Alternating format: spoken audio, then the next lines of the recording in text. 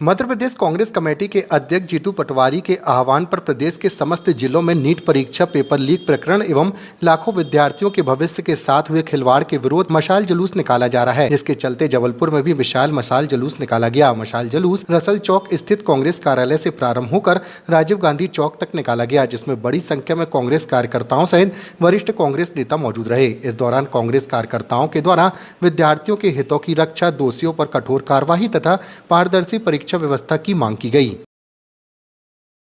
आज नीट की परीक्षा जिसमें 30-30 लाख रुपए में अखबार बिक गए, ये इस देश में 56 इंची सीने ने साबित कर दिया, ना वो विदेश के मामले में देश को सुरक्षित रख पा रहे हैं और ना ही हमारे देश के सुनहरे भविष्य जिन बच्चों ने अपना गढ़ा था उनको भविष्य भी वो सुरक्षित नहीं पा रहे।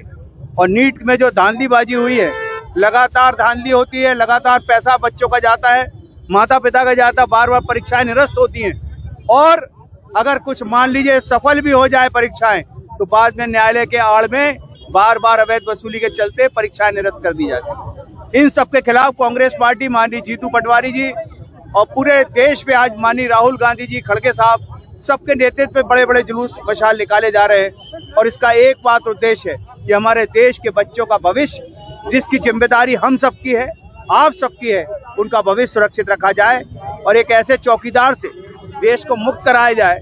ना तो वो चौकीदारी कर पा रहा है, ना वो पहरेदारी कर पा रहा है।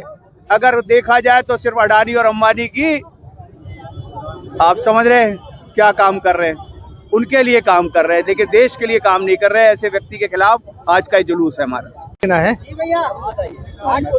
देखिए, आज इस देश में जो नीट घोटाला हुआ, ये साधारण घोटाला नहीं हुआ है।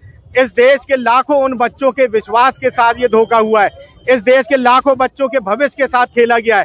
हिंदुस्तान में सबसे बड़ी और सबसे महत्वपूर्ण कोई परीक्षा होती है तो वो नीट की परीक्षा होती है और नीट परीक्षा को पास करके बच्चा डॉक्टर बनता है, किसी की जिंदगी को बचाने का काम करता है, किसी को मौत के घाट उतारने का भी काम करता है।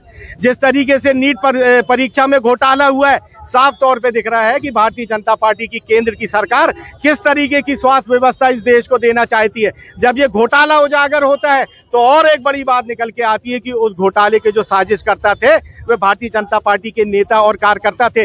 वह बच्चा जो सालों साल मेहनत करता है, इस विश्वास पे मेहनत करता है कि हम एक दिन डॉक्टर बनेंगे, देश के काम आएंगे, जब वो परीक्षा देता है, अपने मार्क्स को टोटल करता है और इस बात से संतुष्ट होता है कि मैं परीक्षा में पास हो रहा हूं या हो रही हूं, मेरे को MBBS में दाखिला मिलेगा, एक हफ्ते के बाद ये घोटाला निकल के आता है, उस बच्चे के अरमानों पे पानी फिर जाता है।